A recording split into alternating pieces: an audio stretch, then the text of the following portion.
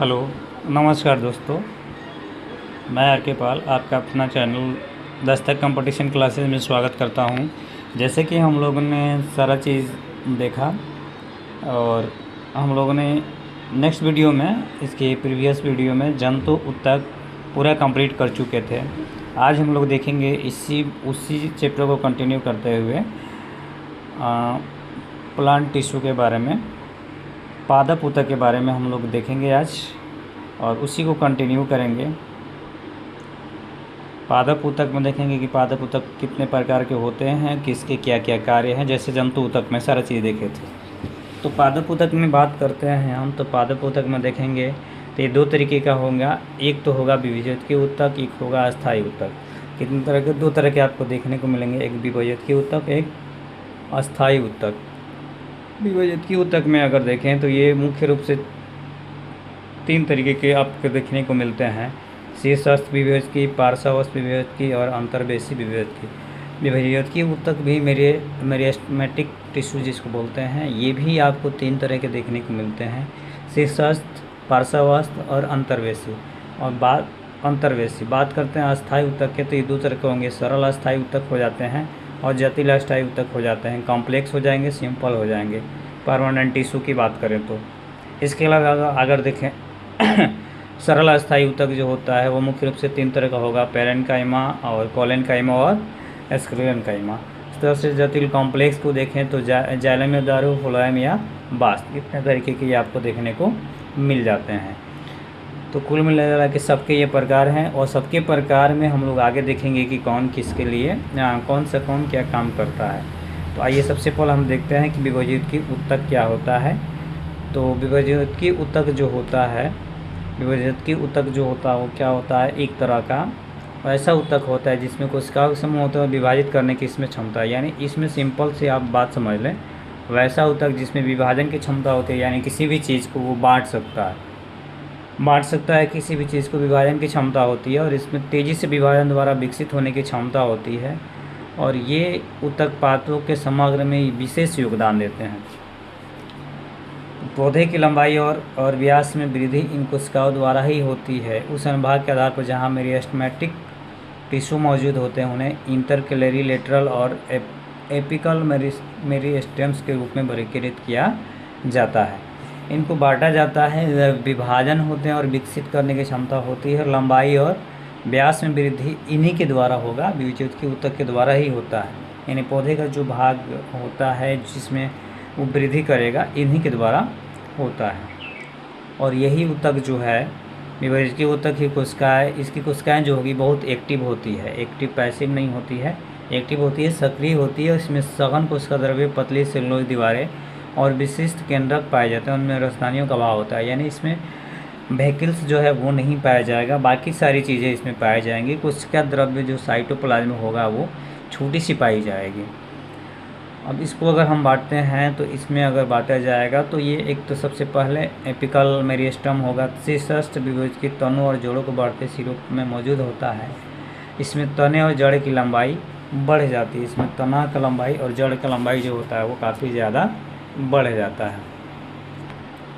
बात करें अब आगे, पार्श्व विभेजकी ऊतक तने या जड़ के रेडियल हिस्सों में मौजूद होता है। पार्श्व विभेजकी कैम्बियम के कारण तने या जड़ का घेरा बढ़ जाता है। इसको हम लोग पार्श्व या लेटरल मेरिस्टेम बोलते हैं। इसमें वो जड़ क्या होगा वो बढ़ जाएगा और कैम्बियम इसमें मुख्य रूप से पाया जाता है, जिसकी वजह से वो बढ़ जाता है, घेरा बढ़ जाता है। तीसरा मैंने बताया कि अंतर्वेशी विभेजकी ऊतक जो होता है, ये क्या होता है? बीच वाला पार्ट होता है, बीच वाला पार्ट होता है और इंटरनोड्स या पत्तियों के आधार पर पाया जाता है। अंतर्वेशी विभेजकी इंटरनोड के आकार को बढ़ाता है। इंटरनोड बोलते किसको हैं ये आपको इम्पोर्टेंट है। तो इंटरनोड जैसे आपका ये पत्ती है और यहाँ पे ऐसे आपको डाली देखने को मिलता है और यहाँ पे जो डाली से यहाँ जो ज्वाइंट होता है इसी को इंटरनोड बोलते हैं।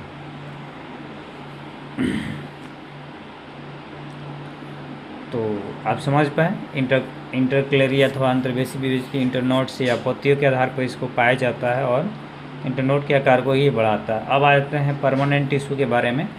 तो परमानेंट टिश्यू के बारे में बात करें तो एक ऐसा ऊतक होता है जिसमें जिसमें सक्रिय विभाजन की क्षमता का अभाव पाया जाता है, यानी इसमें विभाजन तो होगा बट एक्टिव नहीं होगा।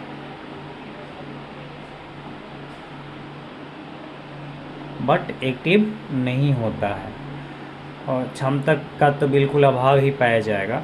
बात करते हैं अगर अस्थायी ऊतक को विवर्ती ऊतक द्वारा निर्मित जीव या मृत कोशिकाओं के समूह के रूप में परिभाषित किया जा सकता है, जो विभाजित होने की अपनी क्षमता को क्या है खो चुके हैं और अस्थायी रूप से पादप शरीर में निश्चित स्थान पर स्थिर हो गए हैं, वो स्थिर हो जाते हैं। विवर्ती ऊतक जब एक विशेष भूमिका निभाने लगते हैं तो कोशिका विभाजन अपनी क्षमता को खो देता है। इसमें क्या होता है, तो कोशिका विभाजन क्या करेगा, अपनी क्षमता खो देता है। अस्थायी आकृति, आकार और कार्य ग्रहण करने की इस प्रक्रिया को हम लोग क्या कहते हैं, कोशिकीय विभेदन कहते हैं। इसको क्या बोलेंगे, कोशिकीय विभेदन कहा जाता है। मतलब इस तरह के जो रचना पाए जाते कोशिकीय विभेदन कहते हैं। अब आइए इसके प्रकार को देखें। जैसे मैंने बताया कि इसके प्रकार जो होंगे वो कितने तरह के, 3 तरह के पाए जाएंगे। तो सिंपल परमानेंट टिश्यू में आइए देखते हैं। सिंपल परमानेंट टिश्यू में होता क्या है कि एपिडर्मिस के नीचे, एपिडर्मिस यानी उसका जो ऊपर वाला पार्ट होता है, उसके नीचे कुछ परतें होती है जिससे सरल अस्थायी ऊतक कहते हैं। और पैरेन्काइमा में सबसे अधिक पाए जाने वाला सरल अस्थायी ऊतक यही पाया जाता है, पैरेन्काइमा में यही रहता है। यानी वैसा ऊतक जो जिसमें एपिडर्मिस के नीचे पाया जाएगा, सबसे अधिक पाया जाएगा, उसको पैरेन्काइमा भी हम कहते हैं। यानी सिंपल परमानेंट टिश्यू को पैरेन्काइमा के नाम से भी हम लोग जानते हैं। पैरेन्काइमा को अगर हम बांटते हैं तो वो भी कई तरह का होगा। तो इसमें सबसे पहले सिंपल पैरेन्काइमा होगा। तो पैरेन्काइमा में सबसे आम ऊतक होता है और इसमें पतली कोशिका भित्ति वाली अवशिष्ट कोशिकाएँ होती है जो जीवित कोशिका हैं। आमतौर पर शिथिल रूप में व्यवस्थित होती है और इस प्रकार के ऐसे ऊतक में कोशिकाओं के बीच बड़े स्थान पाए जाते हैं। यह ऊतक आमतौर पर भोजन को संग्रहित करता है। बात करते हैं कुछ स्थितियों में इसमें क्लोरोफिल होता है, कहीं कहीं पे क्लोरोफिल इसमें पाया जाता है और प्रकाश संश्लेषण। जाहिर सी बात है कि जब क्लोरोफिल होगा तो वो फोटोसिंथेसिस का प्रोसेस ज़रूर करेगा। तो फोटोसिंथेसिस का प्रोसेस इसमें ज़रूर होता है और तब इसे हम लोग क्या कहते हैं, क्लोरेन्काइमा। जब प्रकाश संश्लेषण पाया जाएगा तो क्लोरेन्काइमा बोलेंगे। ठीक उसी तरह से देखें, अगर जल में देखें तो इसमें तैरने में ये मदद करता है और वायु गुहिका बहुत ज़्यादा मात्रा में मौजूद रहती है। इस तरह के पैरेन्काइमा को हम लोग कहते हैं एरेन्काइमा। 3 चीज़ें मैंने बताया, पैरेन्काइमा, क्लोरेन्काइमा और एरेन्काइमा। जिसमें क्लोरोफिल पाया जाएगा उसको क्लोरेन्काइमा कहेंगे और जिसमें जलीय एक्वेटिक चीज़ पाया जाएगा उसको एरेन्काइमा बोला जाएगा। और पैरेन्काइमा में क्या बोला जाएगा, उसमें विभेदन की क्षमता ज़्यादा होगी। तो तीनों क्लियर आई होप हो गया होगा आपको। चलिए आगे देखते हैं। अब सिंपल कॉलिन्काइमा का बात यहाँ पे आया तो कॉलिन्काइमा देखते हैं। तो पौधे में लचीलापन जो होता है वो कॉलिन्काइमा के कारण ही होता है और यह पौधे के विभिन्न हिस्सों जैसे टेंडिल और लता के तनों को बिना टूटे मोड़ने की अनुमति देता है। मतलब ये क्या होता है, कॉलिन्काइमा पाया जाता है ना, उसमें लचीलापन आ जाता है। जैसे सेम हो गया, सेम का बीज हो गया या अदर चीज़ें भी होंगी, सेम का बीज हो गया या बहुत सारी पौधे ऐसा होता है जो लच जाता है, तो उसको बिना टूटे अनुमति देता। उस चीज़ की यह अनुमति क्या करता है, देता है।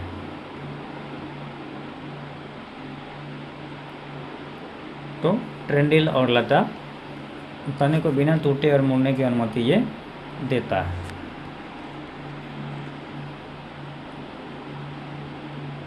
यदि इसी को आगे कंटिन्यू करें तो ये आंतरिक सहायता भी प्रदान करता है। इस ऊतक की कोशिकाएं जीवित, लंबी और पूर्ण पर अनियमित रूप से मोटी होती है। अंतरकोशिकीय स्थान बहुत इसमें कम होता। अगर इसको देखें तो इसमें अंतरकोशिकीय स्थान मतलब ऐसे पौधा है तो इसके अंदर का जो स्थान होगा उसको अंतरकोशिकीय स्थान कहेंगे। तो ये बहुत कम होता है और लंबा तो होता है कोनों पर और नियमित रूप से मोटी होता है, मोटा देखने को आपको मिलेगा। अब आ जाते हैं हम स्क्लेरेन्काइमा के, सिंपल स्क्लेरेन्काइमा में। तो ये लंबी मृत कोशिकाओं के समूह हैं जिनकी भित्ति में लिग्निन जमा होती है। ये क्या होती है, एक चीज़ पाया जाता है इसमें, लिग्निन पाया जाता है। इसमें कोई इंटरसेलुलर गैप नहीं पाया जाता, इसमें कोई भी इंटरसेलुलर गैप नहीं पाया जाता है। और बात करते हैं आगे स्क्लेरेन्काइमा जो बीजों और नोड्स के आवरण में पाया जाता है। और स्क्लेरेन्काइमा पौधों को ताकत प्रदान करता है। ये क्या करेगा, पौधों को ताकत प्रदान करेगा, स्ट्रॉन्गनेस लाता है, स्ट्रॉन्ग बनाता है उसको।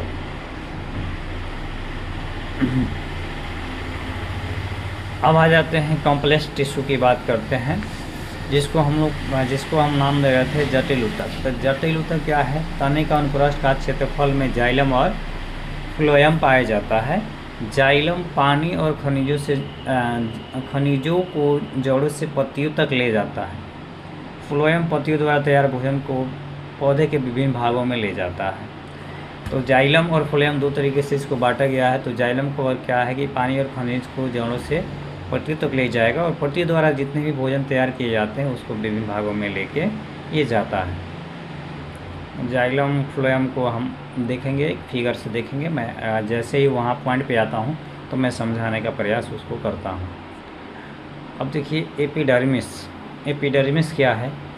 तो एपिडर्मिस एक चीज़ क्या है? एक परत है, सबसे बाहरी परत है। 3 परत होता है, एपिडर्मिस और इंडोडर्मिस, एक्सोडर्मिस। तो कोशिकाओं के सबसे बाहरी परत है जो जड़ों, तने, पत्तियों, फूलों और फलों, बीजों सहित पौधों की पूरी सतह को ही क्या करता है? कवर कर पाता है। और एपिडर्मिस आमतौर पर कोशिकाओं की एक परत से बनी होती है। बहुत शुष्क आवासों में रहने वाले कुछ पौधे होते हैं। कुछ पौधों में एपिडर्मिस मोटा हो सकता है क्योंकि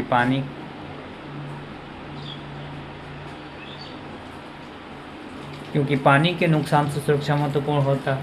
पौधे के हवाई भागों में अगर देखें तो मिट्टी से ऊपर वाला परत एपिडर्मिल कोशिकाएं अक्सर अपनी बाहरी सतह पर एक मोटी जल प्रतिरोधी परत का स्राव करती है, और यही पानी की हानि, यांत्रिक चोट और परजीवी कवक के आक्रमण से सुरक्षा में सहायता करता है। बात करते हैं स्टोमाटा, गार्ड सेल की। तो गार्ड सेल में अगर हम देखें तो गार्ड सेल में देखेंगे पत्ती की बाह्य त्वचा में मौजूद छोटे छिद्र 2 गुर्दों के आकार की कोशिकाओं से घिरे होते हैं, जिन्हें रक्षक कोशिका कहा जाता है।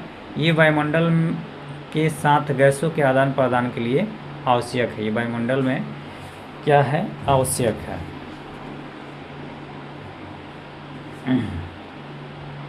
अब क्यूटिन की बात करें इसमें, तो रेगिस्तानी पौधे जैसे कुछ पौधे में एपिडर्मिस की बाहरी सतह पर क्यूटिन, जल रोधक गुणवत्ता वाला रासायनिक पदार्थ पाया जाता है। मोटी कोटिंग इसकी आपको देखने को मिलती है कटिंग में। सुबेरिन एक इसी तरह से एक पदार्थ होता है जो पौधे में ही पाया जाता है। सुबेरिन ये कार्य कोशिका होता है। जैसे मैंने सेल बताया तो उसमें बताया था, कार्य की कोशिका मृत होती है और अंतर कोशिकीय स्थानों के बिना सघन रूप से व्यवस्थित होती है, और उनकी भीतर में सुबेरिन नामक पदार्थ भी होता है जो उन्हें गैसों और पानी के प्रति अभेद्य बनाता है। मतलब अभेद्य कहने का मतलब ये हुआ है कि सुबेरिन और उसको भेदने योग्य बना देता है। अब आइए मैं बताया कि जाइलम भी जो होगा ना, जाइलम का भी प्रकार होगा, क्योंकि ये टिश्यू है। तो टिश्यू में आपको केवल और केवल प्रकार काइंड्स ही पढ़ना है। टिश्यू में बात करें तो केवल काइंड्स के बारे में ही हमको पढ़ना है। तो जाइलम कंपोनेंट है, तो इसमें ट्रेकिड, बेसिल्स, फाइबर, पैरेन्काइमा 4 चीज़ें आपको देखने को मिलती है।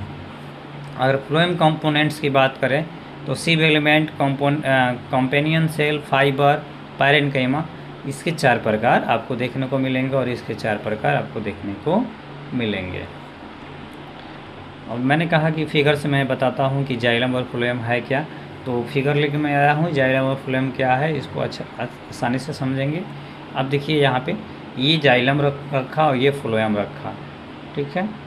तो जाइलम फ्लोएम की अगर बात करें हम, तो जाइलम फ्लोएम में देखेंगे कि ये देखिए, ये हमारा फ्लोएम है, ये जाइलम है, और ये फोटोसिंथेसिस में 1 मिनट है, ये क्या कर रहा है? फोटोसिंथेसिस में आपको मदद कर रहा है।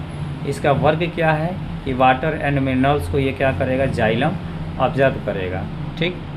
तो ये पूरा जाइलम आपका हो जाता है। एक तरफ से फोल्ड करेगा, वाटर एंड मिनरल्स को ले जाएगा, और इसमें ये जो छोटे छोटे छिद्र दिखाई दे रहे हैं वो क्या है? वाल है।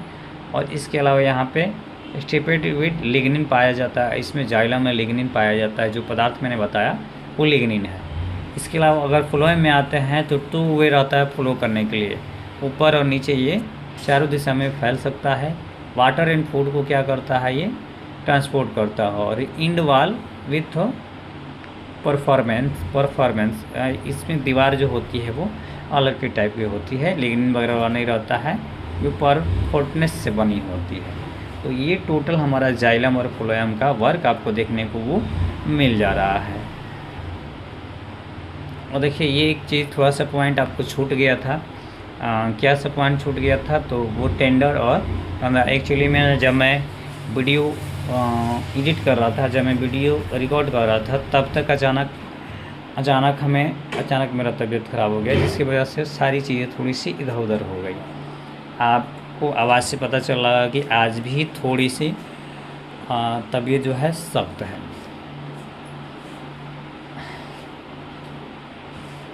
तो उसमें हम अगला देखेंगे, अगला पॉइंट जो देखते हैं वो है टेंडन। कंडरा इसको बोलते हैं। टेंडन का काम क्या है, मांसपेशियों से हड्डियों को जोड़ता है। टेंडन का वर्क क्या है, टेंडन का वर्क क्या है, ये एनिमल टिश्यू में हालांकि आपको आ जाएगा। तो ये मसल से बोन को क्या करेगा, ऐड करेगा। नोट में देखेंगे तो फैसिया पेरोनी मांसपेशियों के अन्य मांसपेशियों से ये जोड़ते हैं, ये नोट में आपको आ जाएगा। अब अगर आगे आते हैं तो आगे अगर इसमें हम देखते हैं तो पेशी ऊतक है, जिसको हम लोग क्या बोलते हैं, मस्कुलर टिश्यू कहते हैं,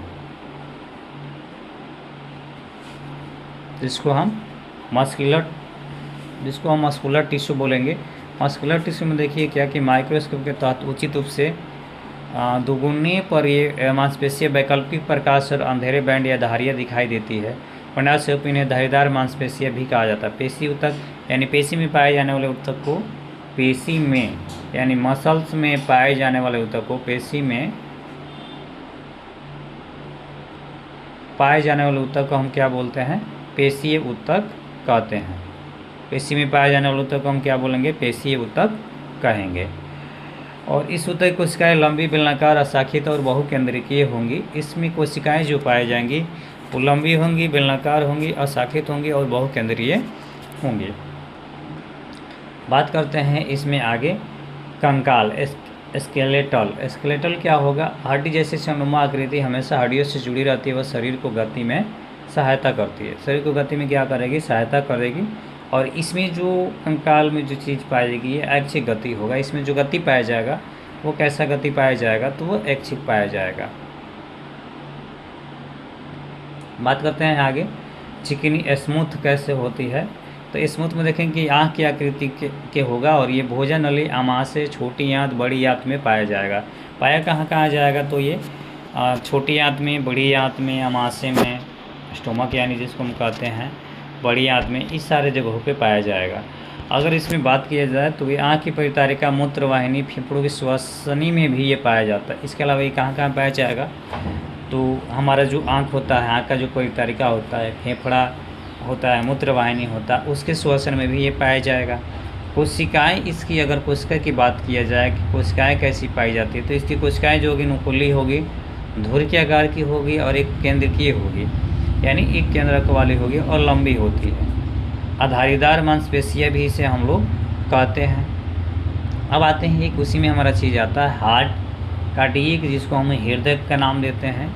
और ये हृदय के अंदर होगा कार्डियक और इनकी क्रिया अनैच्छिक होती है, यानी अपनी इच्छा से वो चलता है, अनैच्छिक होता है। Heart muscle cells are cylindrical, branched and uninucleate, अंग्रेजी में मैंने इसको लिखा हुआ है। अब इसी में बात करते हैं आगे ऊतक में, तो नर्व टिश्यू, तंत्रिका ऊतक जिसको हम बोलते हैं। तो तंत्रिका ऊतक तंत्रिका के भाग में ही क्या होता है, तंत्रिका के भाग होता है, उसी का भाग होता है। जब बहुत सारी तंत्रिकाएँ मिलती है तो तंत्रिका ऊतक का निर्माण होता है। जैसे आप एक फिगर देखे होंगे, एक मिनट में आपको फिगर दिखा के बताता हूँ। न्यूरॉन का फिगर मैं आपको दिखाता हूँ। आता हूँ मैं गूगल पे और मैं आपको दिखाता हूँ फिगर। एक मिनट वेट करिए बस, नेट बंद।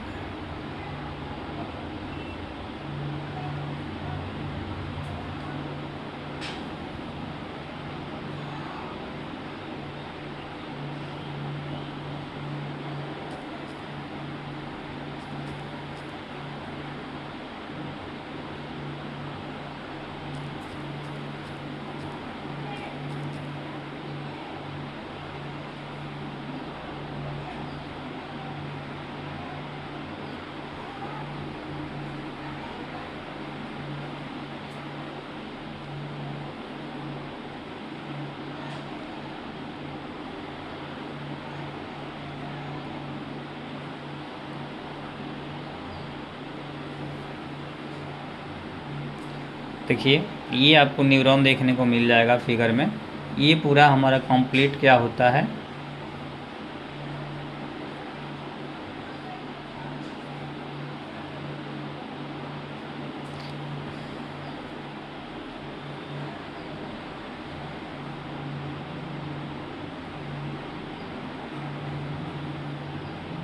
एक मिनट आप रुक जाइए।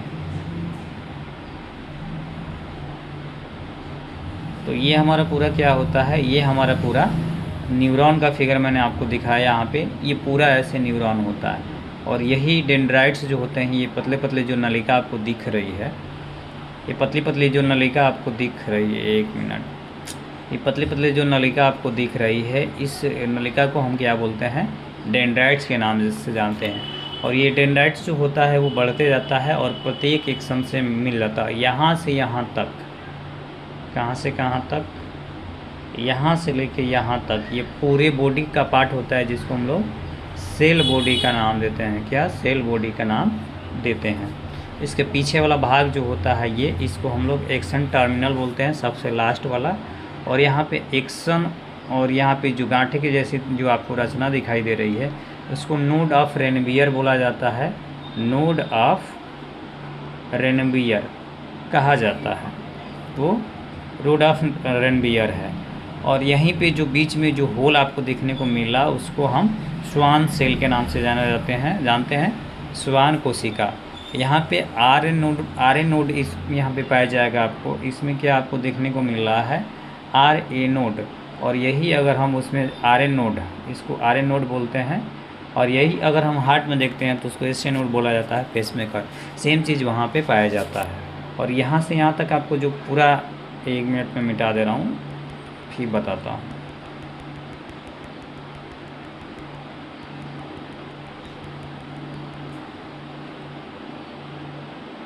यहाँ से यहाँ तक आपको जो रचना देखने को मिल रही है, यहाँ से पूरा यहाँ तक, इसको हम पूरा क्या बोलते हैं, एक्सन बोलते हैं। इसको क्या बोलेंगे, एक्सन। और ये हमारा एक्सन टर्मिनल हो जाता है और ये आर एन नोड हो जाता है, जहाँ पे जो ज्वाइंटे हैं, जो गांठे हैं। और यहाँ पे जो ये छोटा छोटा बिंदु आपको दिखाई दे रहा है, इसको हम लोग स्वान सेल बोलते हैं। और ये इसका केंद्रक पाया जाता है। ये क्या है, इसका केंद्रक है, न्यूक्लियस है, यही उसमें जाके जुड़ता है। और ये डेंड्राइट्स है। ये हमारे बॉडी में रीढ़ की हड्डी, वो मतलब सर से लेके और रीढ़ की हड्डी तक, नीचे तक एकदम पाया जाता है।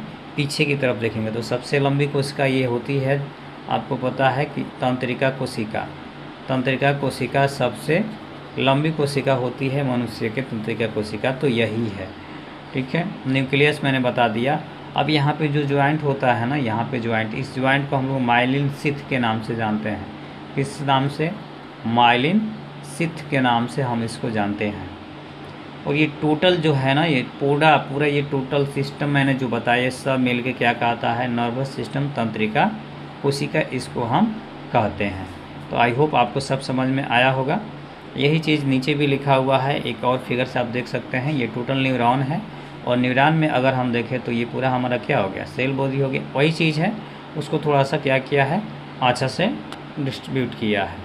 तो आई होप आपको तो समझ में ये सारी चीज़ें आपको क्लियर हो चुकी होंगी, सारी चीज़ें आपको लगभग क्लियर हो चुकी होंगी। तो आइए हम अपने फिर नोट्स पे आ जाते हैं जहाँ मैं था। तो आप समझ गए, फिगर से मैं सब आपको समझाने का भरपूर प्रयास किया। तो आई होप ये मैंने जितना भी चैप्टर क्लियर किया इस टॉपिक में, हम लोगों ने उस टॉपिक में, इसके पीछे वाले टॉपिक में हम लोगों ने प्लांट के बारे में पूरा देखा था। और ये नोट्स आप चाहें तो वीडियो को रोक के बना सकते हैं। एक बार थोड़ा सा हम प्लांट टिश्यू को रिपीट कर देते हैं कि ये दो तरीके से बटेंगे, एक तो विभेदकीय ऊतक और एक परमानेंट। विभेदकीय ऊतक दो तरह से, एपिकल हो जाएगा और लेटरल हो जाता है और इंटरनल में बढ़ जाता है। और परमानेंट टिश्यू सरल में और कॉम्प्लेक्स में बढ़ जाता है। परमानेंट टिश्यू तीन तरह का होगा, स्क्लेरेन्काइमा, पेरेन्काइमा और कोलेनकाइमा। वो तीन तरीके के आपको देखने को मिलेंगे। हम बात कर लेते हैं जटिल कॉम्प्लेक्स की, तो दो तरीके से बढ़ जाते हैं। कौन कौन दोनों तरीके से बटेंगे, तो एक हो जाएंगे जाइलम और एक हो जाएंगे फ्लोएम। ये काफ़ी इम्पोर्टेंट है, यहाँ से क्वेश्चन आते हैं जाइलम फ्लोएम से। जाइलम का वर्क मैंने बताया कि जाइलम का वर्क क्या है, जाइलम का वर्क मैंने बता दिया कि जाइलम का वर्क क्या है। तो जाइलम का वर्क है क्या, transport of water and minerals. इसका काम है माने जल को और खनिज को क्या एक जगह से ऊपर से नीचे की तरफ लेके जाना। अब बात करते हैं फ्लोएम की, तो फ्लोएम का वर्क क्या है, फ्लोएम की बात आ जाती है ना। तो फ्लोएम का वर्क क्या है, तो फ्लोएम का वर्क है फूड जो होता है उसका जो भोजन होता है, भोजन को क्या करेगा चारों दिशाओं में ये लेके जाएगा, और कुछ खनिज लवण को भी, कुछ खनिज लवण जो होता है, खनिज लवण को भी ये क्या करता है ऑब्जर्व करता है। तो आई होप आपको समझ में आया, सारी चीज़ें मैंने क्लियर इसमें करने का प्रयास किया है। आप फिगर से भी मैंने आपको बताया यहाँ पे कि फोटोसिंथेसिस प्रोडक्ट ये फ्लोएम है, वाटर एंड मिनरल्स को क्या करेगा जाइलम लेके जाता है, और फ्लोएम जो होगा फोटोसिंथेसिस का प्रोसेस इसमें करेगा, यानी फूड को वाटर एंड फूड को ये क्या करेगा ट्रांसपोर्ट करेगा। ये डायरेक्शन आपको दिखाया गया है फिगर में, और ये जाइलम है ये फ्लोएम है। कैसे वर्क करता है आप देख सकते हैं, देखिए यहाँ पे ग्रोथ करने में ही मदद करता है यहाँ पे, और जैसे ही मिला यहाँ पे लिया वो कली बन गया, फूल बन गया यहाँ से। तो ये सारे प्रोसेस जाइलम और फ्लोएम के थ्रू ही होता है पौधे में, जो भी गैस से क्या होती है आदान प्रदान होती है। तो आई होप कॉन्सेप्ट आपको पूरा क्लियर हुआ होगा, और उम्मीद है कि इसमें टोटल चीज़ है, वन शॉट तो मैंने बोला था, हालांकि वीडियो 2 पार्ट में हो गया तो कोई दिक्कत नहीं, आप देख लीजिएगा, छोटा वीडियो है, लगभग 35 से 40 मिनट का एक वीडियो है।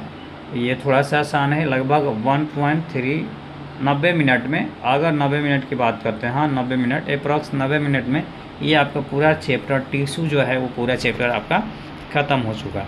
अब इस वीडियो को अगर मैं 1 घंटा बनाऊँ तो आपको आधा समझ में आएगा, आधा समझ में ना आएगा, इसलिए थोड़ा सा 2 पार्ट में इसको कर दिया, और 1 शॉट का नाम मैंने दिया, और 1 शॉट ही टाइप है ये। थ्योरी में पूरा कंप्लीट कर चुका हूँ, 70 मिनट, लगभग 70 से 80 मिनट के करीब में ये आपका पूरा टिश्यू जो है वो ख़त्म हो गया।